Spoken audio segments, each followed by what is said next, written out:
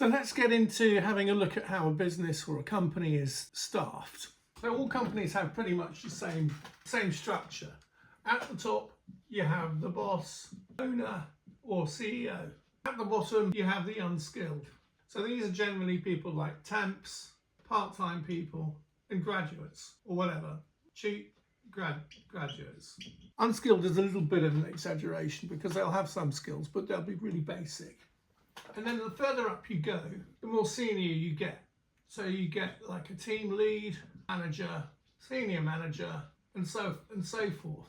So this axis going upwards and downwards is about seniority, skills, and experience. This one going this way is about quantity. The further up you get, the less people there are. You only generally have one boss, but you have an awful lot of people at the bottom that make it all work. These are everything from admin people to temps, so forth, as I've explained. So, going back to the real basics of where AI is essentially able to do pretty much most things in this layer. So anyone that's working in that layer is at risk. You know you're at risk. If I was doing that job, I'd know I was at risk. That's why I'm doing this video, because it's a common theme and subject out there. Will AI take my job? Well, yes, it will. It's already done that. It's done that to a lot of people. Anyone that's working in image manipulation, text generation, content generation, I don't need to go on. It's really very, very simple. And it's increasing day by day, month by month, the ability to be able to replace these layers. What this diagram shows you quite clearly is that as each layer goes, the next one becomes vulnerable. There's no point in having a team lead if you don't have a team. And there's no point in having a manager if you don't have a team lead and senior manager and so forth. Let's cut to the chase and have a look at the timelines on this. So this is today. So these are already at risk.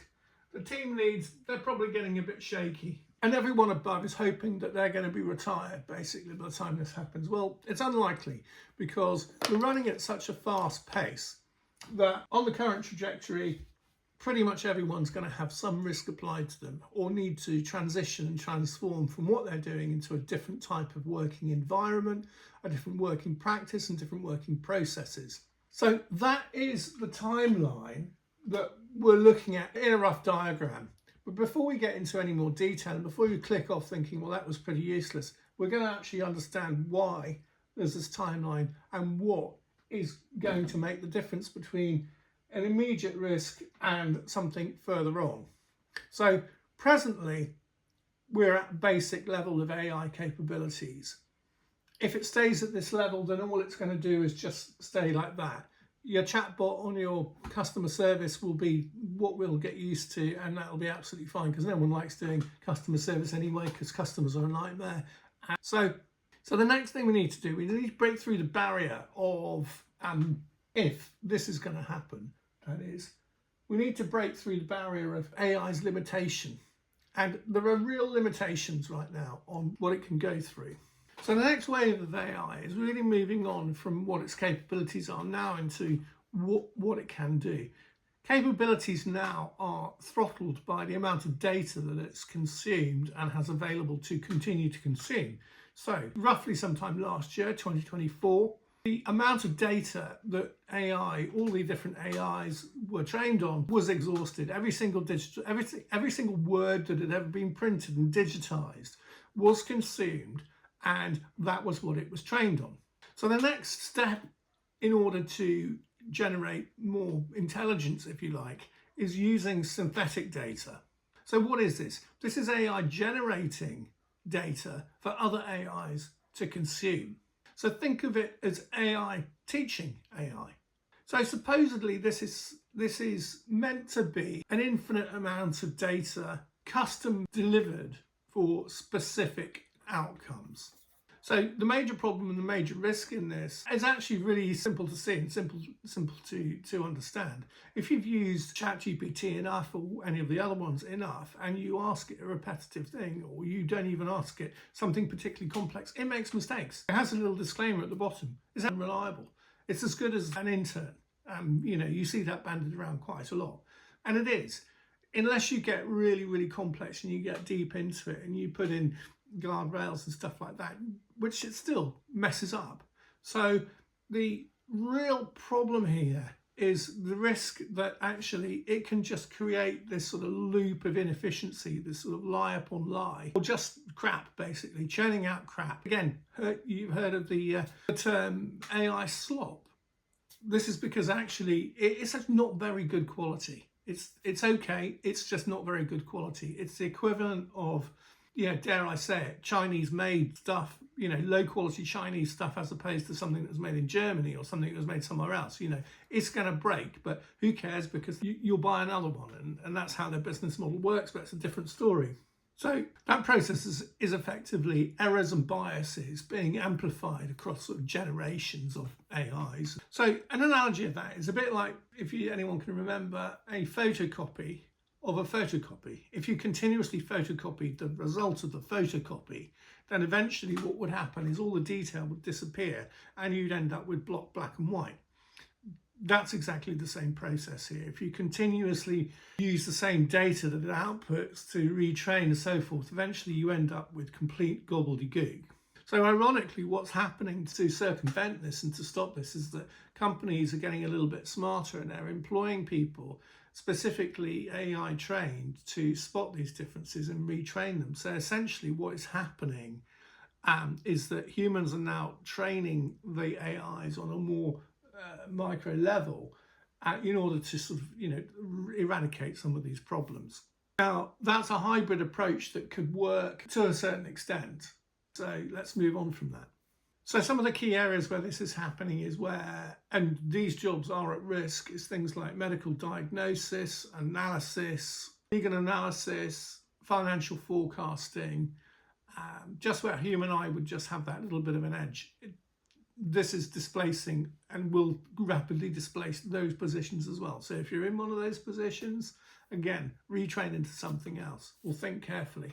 So it's likely that anyone in those positions being radiologists, medical and paralegal researchers, junior financial analysts, all those type of market researchers, basic accountants, that type of thing. These jobs will come under some pressure in the next sort of 3 to 5 years. So we've covered the synthetic data. That increases the availability of AI across a larger part of the business areas. So we now can start to move up into other areas. And this is where it gets a little bit more interesting, because prior to AI as we know it today coming along, there was a previous thing, which was IoT, the Internet of Things. This essentially was automation and control systems that monitored business processes. So for example, flow rates through piping, pressures, temperatures, how people move through spaces, energy consumption, you name it. Cameras are used, sensors are used. It's effectively robotics and all sorts of things that are used, and they're gathering data consistently. So any factory will have these things built into their machines. They'll know how many items, units they're outputting at any given time, and the quality, the quantity, and everything. So all that data is being held. That data is also being held by public bodies on traffic flow, on people flow through stations. CCTV is everywhere. All that information, that visual information, is being captured. So this is a reality. This isn't internet data. This isn't synthetic data. This isn't worded data. This is physical reality data. And we're just beginning to tap into it.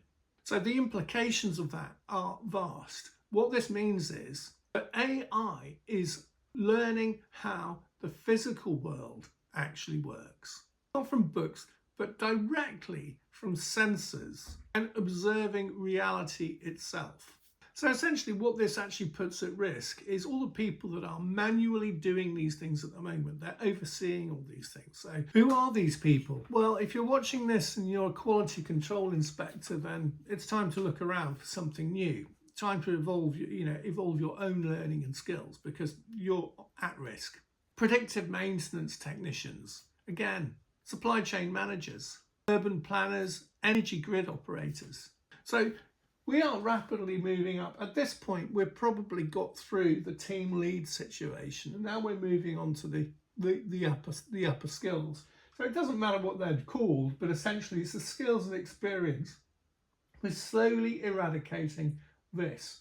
And the thing to remember is that for every one of these layers that disappears, so if we've just got rid of this layer here, this is a huge cost base that's been removed.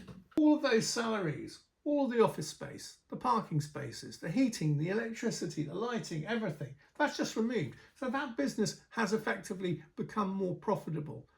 It has a competitive advantage against the other business that hasn't done that, that is still with this layer at the bottom. And that is the driving factor. That is why humanity is going so hard and fast at AI. It's because it's profitable to install it and to get rid of staff and to get rid of the costs. It's not getting rid of people. It's not getting rid of, oh, I used to work with Joe and he was a nice bloke. He's a good bloke. No, it's actually saving money. So the next stage of this is where things really start to double down and become truly transformative. So AI has started to collect synthetic data. Then it's moved on to the Internet of Things, IoT sensors. And the next stage of that is robotics and visual media integration. Let me explain what that means. This is AI that can see, it can understand, and it can physically manipulate the world. So presently, AI is very two-dimensional. It's you type into it, or something else types into it, even itself types in it. Its output is text, images, or something like that. It's quite basic, it's very limited. So what that means is, if you take robotics, for example, and a good example of robotics is car manufacturing. You see all these arms and whatever going through, and it's welding and it's spraying. This is pre-programmed. So these things are pre-programmed. So they are programmed specifically to put the weld exactly where it is, not anywhere else, just exactly where it is. There are limitations to its programming abilities, and an arm moves around and it puts it in there. Robotics are significantly more complex than that, but that's the most basic thing I can think of to explain how that works. Now, you'll have many of these different arms. You just look at how cars are made, you'll see all these things happening. They are pre-programmed. But what we're going to see very soon is a convergence between a robot, the physical abilities of what a robot can do, and AI. So let me explain that.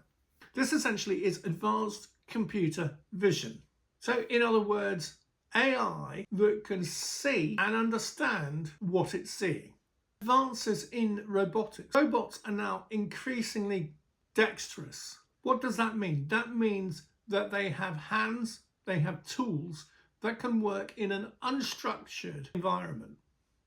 So essentially, they can do pretty much what humans can do.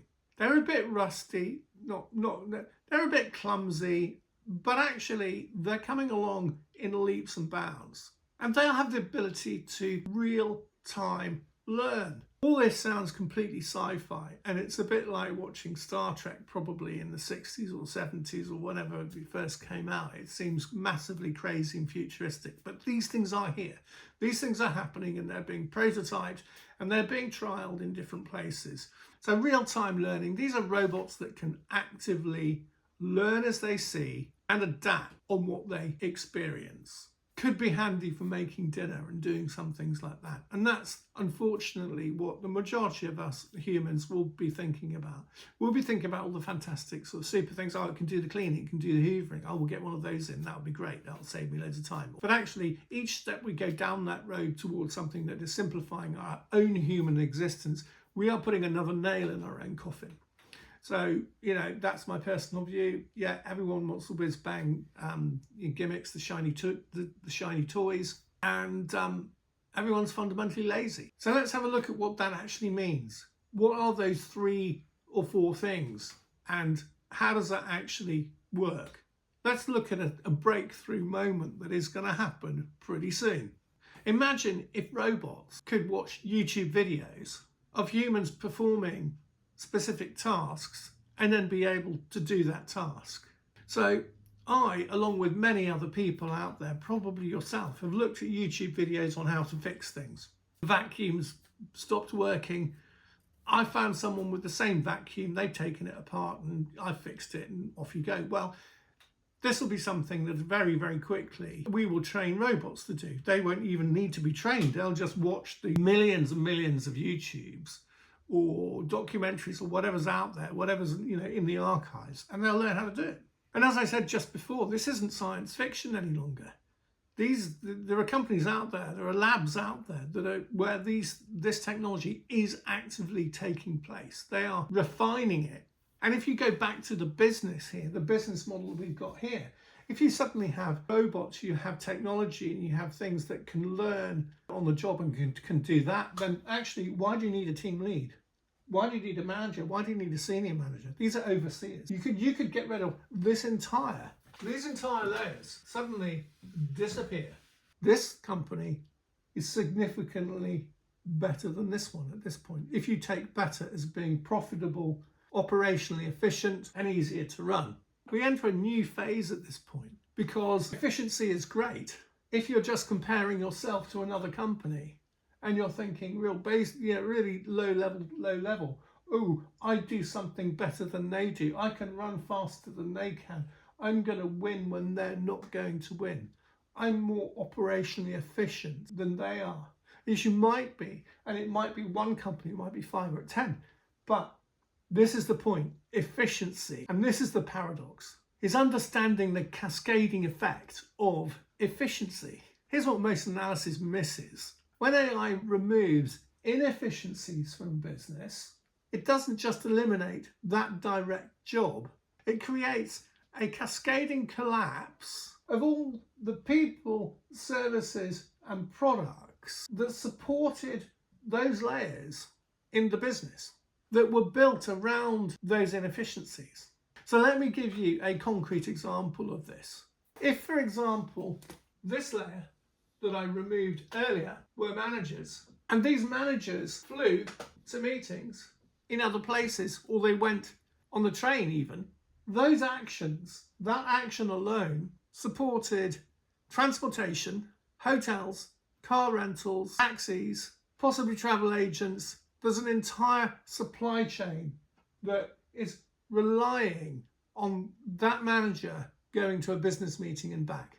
All the people that serve that person tea, cakes, whatever on the plane. All the people that create the food, that provide the food for the plane. All the people who are within the business that would have arranged for that travel. So they might not have booked the ticket, but they would have actually financed it, they would have done the expenses, they would have done the banking, the finances, they would have done the accounting, they would have done all that, all the back office stuff. And each one of those people would have had their own supply chain. They would have had salaries they needed, that they needed to buy stuff with, that they needed to put a roof over their head, pay the mortgage, and so forth. So by eradicating these layers, yes, this company was becoming more efficient, but at the expense of what? The long and short of that story is we have built an entire ecosystem, an entire global economy based on inefficiencies. So by removing those inefficiencies, we will become efficient, but in the process of becoming efficient, we will no longer have those businesses within the supply chain to give us employment to need the products and services and units of sale that we had previously. So this is where I would say to you, think, stop, pause, and have a deep thought about that, because if you're doing a job, whatever job you're doing, not only are you doing things for others that are solving their problems, but people are relying on you. So even if you go and spend some money in the supermarket, it's the supermarket help, it's the shelf stackers, it's the people doing the transaction at the banks where you use your card. It's absolutely everything. If everything like that becomes automated and you no longer need to go to the supermarket because somehow food is delivered to your door permanently, then you're doing people out of jobs. Now we already see that because you can get food deliveries on a weekly basis. You can get all of these things. Now that's sort of working at the moment because the displacement of some jobs are coming somewhere else. But if you look at companies like Amazon, for the amount of money that they are making, they really don't employ that many people.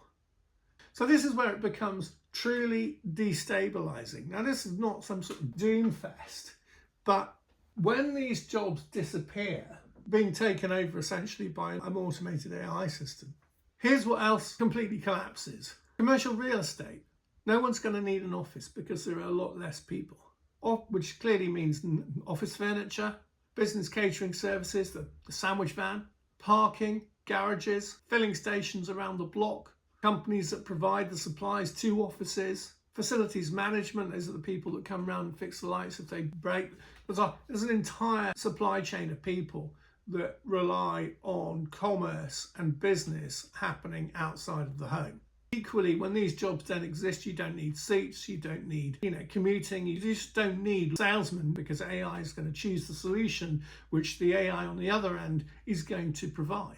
And the configuration of it will be pretty much automatic, because actually it will be efficient. All the efficiencies and debugging will have been done. And to really get down to the nitty-gritty, it's a cruel irony that we can see unraveling right before our eyes. Even the people that are working very heavily in it can see this, but it's like groupthink. No one is prepared to put a stop on it. It's pretty much exactly the same situation that we've had over the decades since the nuclear bomb was invented. It's a very stupid idea. It's never going to be good, but someone does it because someone else has one, and then someone else has one because someone else has one, and so on and so on and so on. And that's exactly what we've got here in business, is that the next business here, they're going to look at these ones and think, oh, they're so much more efficient, we better do that too. And very quickly, you end up with the entire world going down this road. And the irony is that every company is going to be incentivized to adopt AI to stay competitive. And each stage of adoption makes the problem worse, but more efficient. It's just a crazy, perverse way of looking at it. Let's just dive in to give you an example of what that means in the enterprise software market. So today's enterprise software market is massively redundant. There are hundreds of CRM platforms, project management tools, HR systems, accounting packages, essentially all doing pretty much identical things with minor variations. Look at it a little bit more deeply. I think there's 50 major CRM platforms. So Salesforce, HubSpot, Oracle, Microsoft, whatever, who knows, hundreds of them. Well, 50 of them, big major ones, all trying to sell something, trying to differentiate. Think of the ecosystem that's there, the supply chain that's supporting those 50 vendors alone, just those 50. This makes up a huge number of people reliant on inefficiencies, because they all essentially do the same thing. You only need one of them. And each one of those companies, each one of those 50, and just bear in mind, I'm just taking the enterprise, the CRM market. So you can go across all the other things I mentioned as well. But it's not only all of their staff, their sales staff, the entire supply chain of the travel, accommodation, the finance, everything. But it's also the other things like software review sites. There's the e-commerce, there's the support, there's just literally, there's thousands and thousands and millions of jobs that are reliant on those companies. But if you strip out that and you look at actually what they're reliant on, they're reliant on inefficiencies.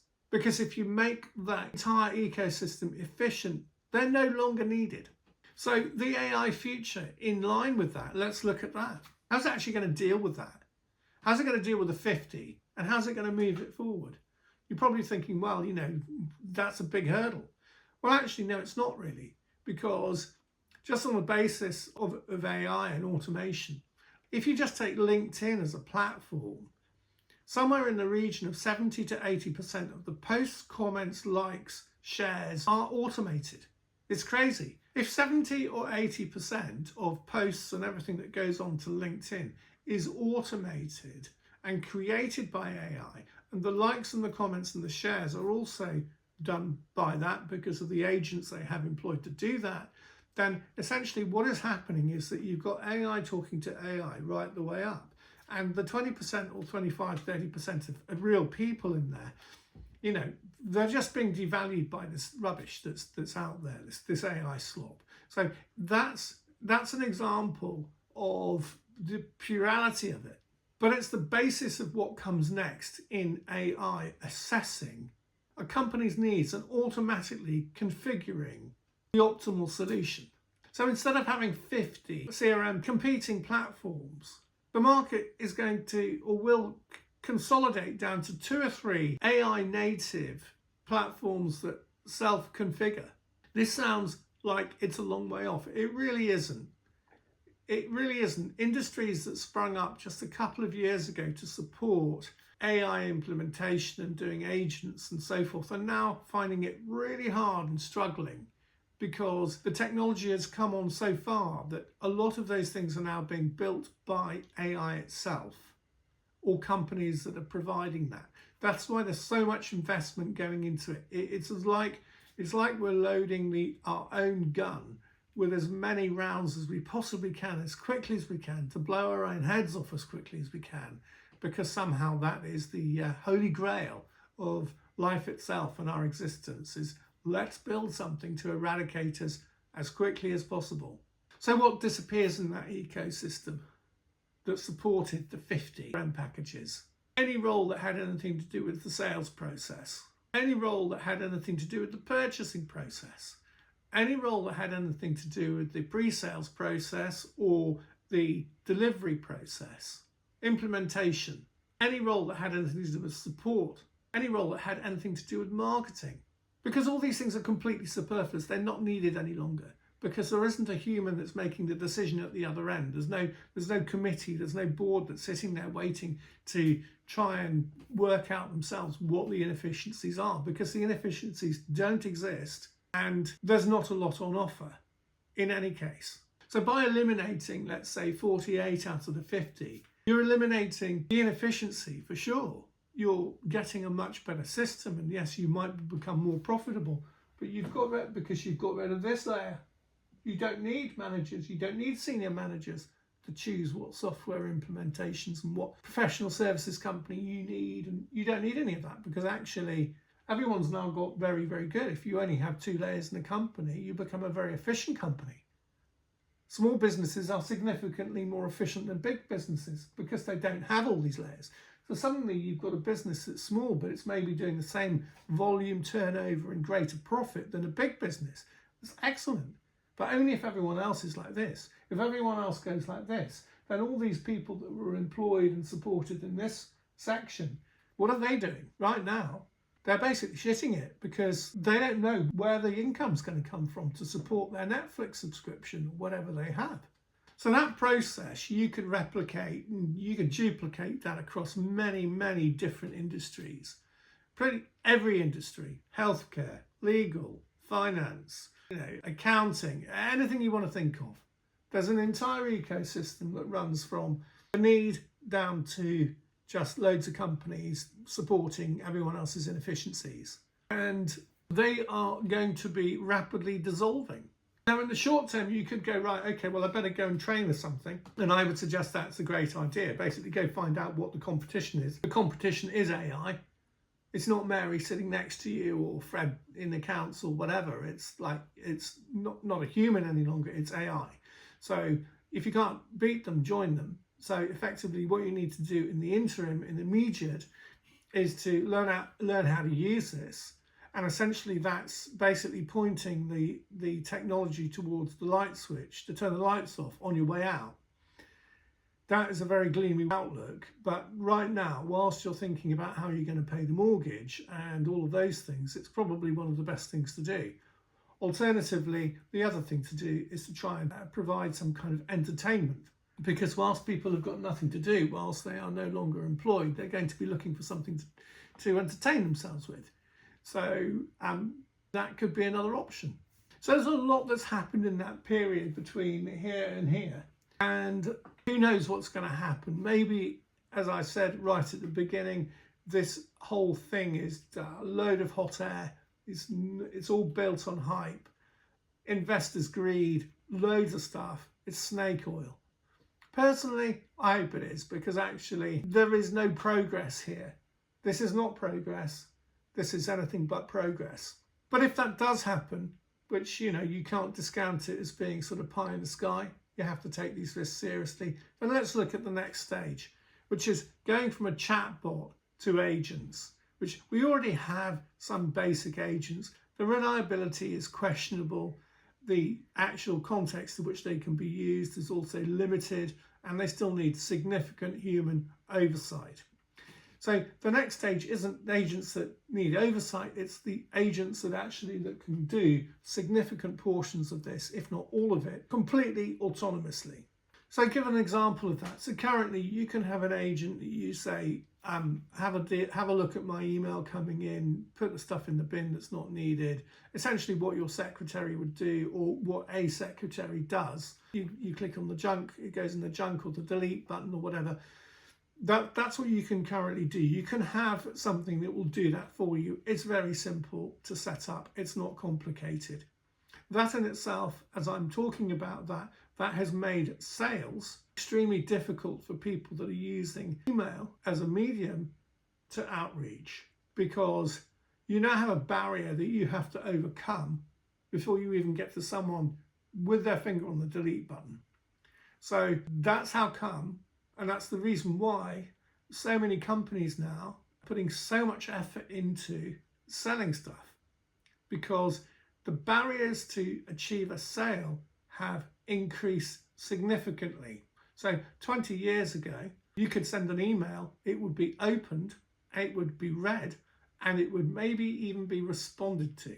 And you had a very high chance of getting a sale from an email. These days, it's the chances of getting a sale from an email are virtually, you might as well go and put your money on a lottery ticket. Picking up the phone and talking to them. Hardly anyone picks up the phone anymore because they're scared of talking to someone for whatever reason. So there are these huge amounts of barriers in there.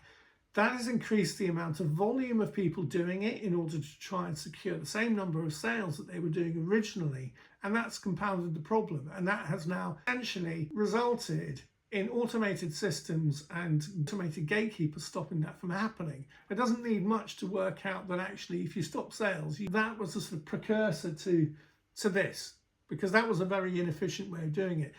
Companies spending 95% of their efforts on trying to do a sale rather than actually providing the service, and the service being secondary, or service and product being secondary to the sale, because revenue was the main thing.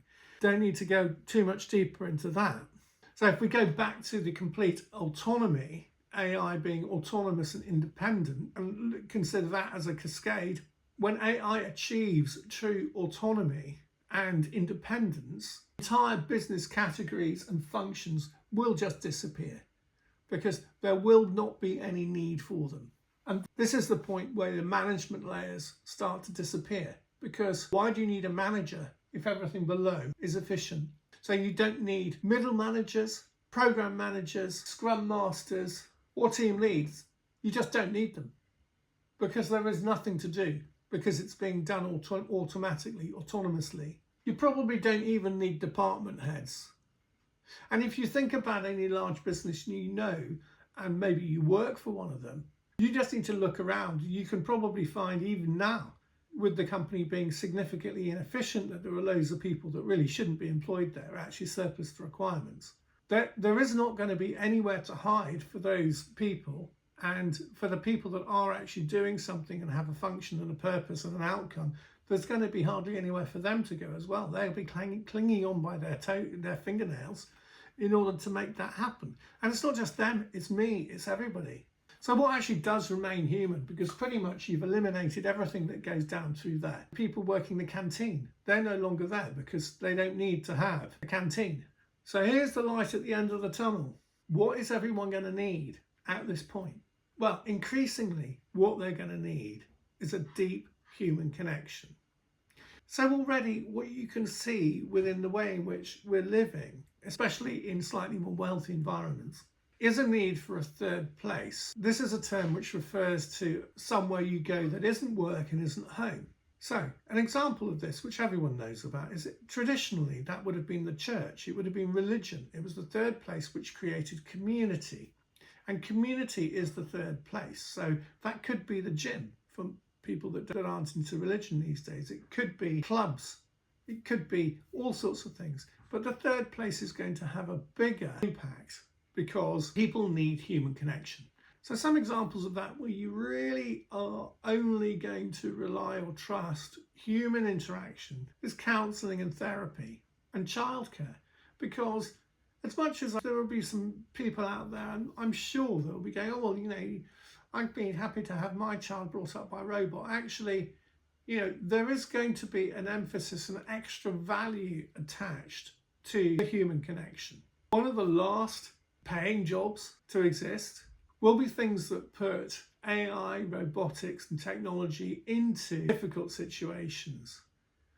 These are variations of situations which are not easily pre-programmed. Maybe the lighting isn't good for the seeing is believing and seeing is teaching. So what are these? These are confined spaces. These are low light environments. These are ultimately still within the reach of humans as opposed to anything else. Classically, these are going to be things like plumbers, electricians, carpenters. This is the last bastion of human abilities. And you have to remember that the application of an AI or robotic alternative, these will only be developed when there is a profit margin enough to make them worthwhile doing. So anything that's like a tricky plumbing job under the sink, behind the counter and down a dark alley, well, how many of those actually exist? No one's going to spend millions on creating a robot to do that when there's only one in every 4,000 cities or something where that actually does happen. So that's what you need to, it's like niching down into something. The more niche you become, sooner or later that niche becomes viable. It becomes viable to mass market. So that eventually all these things will be taken over by somebody who's developed, or even AI that develops its own sort of special program for going behind the cupboard and down the alley and whatever else to do the plumbing job. There will be some roles that are dedicated to the oversight of the creative abilities of AI. So it's more along the lines of what should be developed, what should be done rather than what could be done. Now, hopefully that happens sooner rather than later, because my belief is that just because you can do something, it doesn't mean you should do it. Power and control and people that have ability to not be nice to others, you know, just because they can, it doesn't mean that they should. A lot of people need to learn that, and I think a lot of people in this situation here that are heading up and working within these systems that are controlling the future of AI need to sit and think about it for a minute. And the problem here is, again, like I said before, is groupthink. No one's going to disarm their nuclear warheads for fear that the next person won't, and they will lose out to them. So any comments about how I think that can be solved, put it in one below. Let's get a discussion going. On the subject of oversight, I would imagine that there will be quite a large human intervention there, because there runs a risk with AI and with simulated environments and with all the learning that will evolve over time with it, that it could decide that actually humanity is of very little purpose. And it could easily evaluate that humanity itself has not contributed an awful lot to the greater good of the earth, the planet and the environment. And if you think about it, it's quite hard. In fact, I can't think of any one thing where humans have contributed positively to our existence on the planet. Again, comments below, because if you can think of something where humans have contributed positively, that would be great, because that is one of the biggest risks of AI, is it might decide that actually we're not worth saving. So what are going to be the drivers in this? What's going to really speed this up? Well, I've been working in this for a few years now, and one thing you would say would have been the driver in most new technologies, and that is corporate investment. So as much as the AI companies are rapidly trying to kick out new functionality in reasoning and human attributes and whatever else they're trying to do, all these whiz-bang little shiny things, there's no one thing that's coming out that is actually good enough to sidestep all the small incremental moves. One of the reasons for that is there still is not massive corporate investment. So what I've seen is there are people dipping their toes in the water. They're doing a little bit of a chatbot here, a little bit of a chatbot there. It's very risk averse. There's a tremendous amount of money that's being invested in terms of private equity and stuff. These people know nothing. They just invest into everything, just like the dot-com boom. There's going to be a lot of heartache and disappointment there. I'm pretty sure about that. I've seen this before in the dot-com boom and other things, and it's very much the same. So I think that will slow things down considerably. I think there is an underlying thread. If it's not broke, don't fix it. Because no one else is really making the forward steps, and no one really needs to, because unless you have this situation, this company's not going to do it. If they all look like this, and as small incremental steps as there has been over the last decades and centuries of evolution, and that's okay, because we can evolve quickly with that. It's unlikely we're going to see this disparity. And one of the reasons for that is, as I mentioned before, for the governments around the world, this is not a good outcome if it happens rapidly, because it creates massive instability. And if it happens incrementally, then what you have between the job loss and efficiency, evolution getting better, is you get the ability to transform roles and to transform the ways of working and the environment we live in. If it happens too quickly and you have too many people unemployed at the same time, you have some serious societal breakdown problems. So it's unlikely that that's going to really happen overnight, which is why, going back to the original comment, will I lose my job? You will, but it won't be happening overnight, because it's not in anyone's interest to do that, even though the AI companies and that ecosystem is pushing for it, because actually the mum and dad of the world don't want to end up with this problem too quickly. They need to find a replacement for the displaced people that this is going to displace. They need to find a replacement for that, which could be universal basic income. It could be anything. We don't know yet. And the key things that will probably slow this down, as always, when it looks a little bit risky and they need to displace some of these people somewhere else, it's going to be governance and compliance and regulation. One of the first things they'll do is they'll try and create jobs for the people that are displaced in basically doing the opposite of what this wants to do.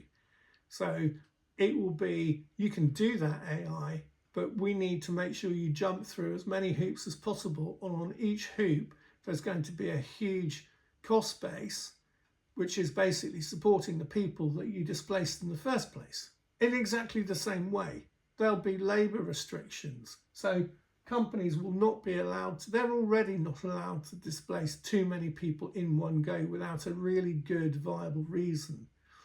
Regulations like that I can see coming into force, that you won't be able to dislodge too many employees at one go, because they have to find the equal opposite. So for every winner there's a loser, and for every loser there's going to be a winner somewhere else. So that equilibrium, that balance has to be there. So to really cut to the chase here, going back to the full triangle and moving those things there, which are still there, the boss is still at the top, the unskilled are still at the bottom. This is now timeline. Presently, the timeline looks a bit like this. This is already in action. These are gone, or rapidly going. This here is about 2037 here. So that's 12 years. For a lot of people, they'll be retired. For myself, I will definitely be retired by then, so I'm not too bothered about what happens afterwards, unless I end up with nothing and no pension and nothing, all the money, or any money, is evaporated and lost through, economic catastrophe. That would be a nightmare. But it doesn't bring happiness in the first place, I'm sure of that. So who knows? Plenty of people survived and were quite happy during war and during whatever. Yeah, it might have been difficult, but I think there are a lot of people having difficulty now. So to conclude on this really comes down to understanding the ultimate irony of the entire subject and situation. It's not about AI being better than you. It's because AI is cheaper than you and is more reliable than you and is more consistent. And unfortunately, that's because we are human, and humans are all of the opposite things to AI.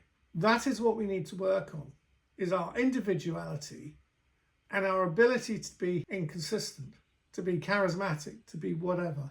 So if AI is better at us in a business environment, then go for it. Because businesses are always going to be looking for the optimal solution. They have been for centuries, and they will continue to do that. Mechanization in factories during the last century was mainly because it was more reliable, more consistent, it was safer, and it was cheaper. This is no different. So we're not going to be able to beat this. It may turn out to be a complete load of hot air. The other thing to remember, and this applies to people as well, which is why you should never be concerned if you've got some hot shot on your heels, is that good enough is good enough.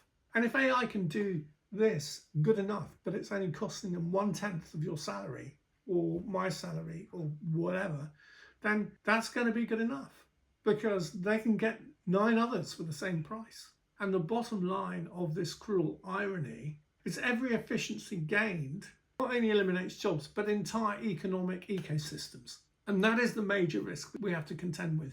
It's not AI taking a job. It's the entire collapse of our ecosystem and society as a whole from removal of huge amounts of infrastructure that companies and our world exists on today. By adopting AI to stay competitive, we're collectively eliminating the economic foundation that justifies our own employment. So my takeaway on this is the 3 things that you need to do, I need to do, we all need to do. It's not you, it's me too. I'm sitting here, I'm in the same boat.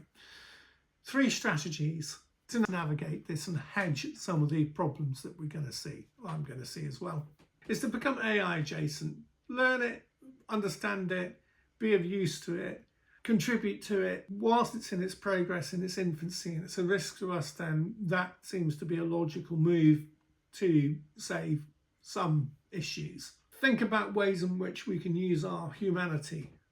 Like I said earlier, some of the problems that we may encounter, that, our dexterity, our creative abilities, all the things where it is basically not functioning at 100%. Now, some of you might be going, oh yeah, but I put this into AI, I put this question, it comes back with fantastic answers. If you think about it, actually, a lot of the stuff that comes back for it is a bit of a word salad. It doesn't really make a lot of sense. You can see articles and you can see things written, and actually when you read through them, you can see the basis of how AI is made up, which is predictive text. It knows which word should come after the other, and yes, it kind of makes sense, but actually how deep an understanding does it have? Well, that's our sweet spot as humans, because we know the variances, we know the slight little areas that it's never going to get. So you need to focus on what essentially can't be synthesized, can't be systemized, and is inherently something that only humans can do. So that is number 2. And the third one is to think beyond and prepare for economic transformation. So what does this mean? This means thinking deeper about human connectivity, about our purpose, thinking beyond a career, thinking beyond money generation. Sounds utopian. A complete restructuring of how fundamentally our society works. Start thinking about meaning, purpose, and contribution beyond paid employment. Let's get a conversation going. We're in this together. I'm not alone. You're not alone. The good thing about this situation is we're early days. Really early days. If you're in this bit, I'm sorry that you're having a bad time. If you're a graduate going into work, then yeah, it's going to be tough. But the positive thing is, it's not going to happen overnight. It's a very optimistic timeline, because this is taking into account everyone's aligned. And the main fact is that I see it very, very unlikely that governments out there are going to allow the removal of 50% or more of the workforce without an alternative. So not all doom and gloom. If you disagree with that and you've got other ideas in your head, let me know. Leave a comment. So if you like this video and you thought this was interesting, and you'd like to have some insights into other areas, then check out my other videos. I'm sure you'll find them interesting, and I'd like to know any comments. Looking forward to it. See you soon.